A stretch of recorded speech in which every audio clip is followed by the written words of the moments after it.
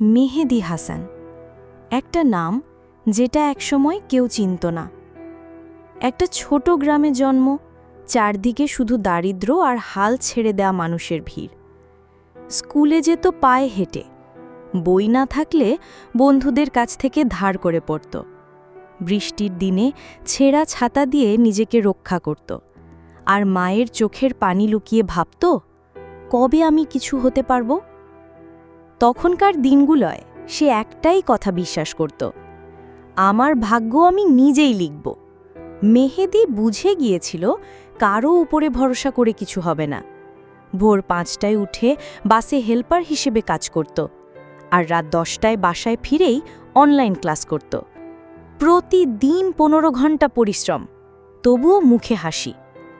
লোকজন বলতো, তুই পারবি না, কিন্তু মেহেদী কানে তুলত না।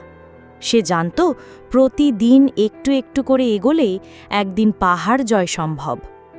তার পাশে কেউ ছিল না, কিন্তু তার ইচ্ছা শক্তি ছিল ভয়ঙ্কর রকমের শক্তিশালী।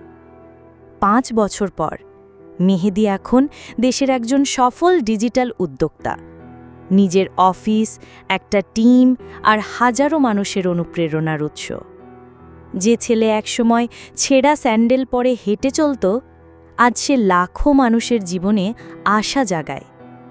মেহেদীর গল্প আমাদের একটা কথা শেখায়, সফলতা রাতারাতি আসে না, আসে ধৈর্য, কষ্ট আর বিশ্বাসের বিনিময়ে। তুমি যদি এখন হেরে যাচ্ছ, মনে রেখো, মেহেদীও একদিন তোমার মতোই ছিল।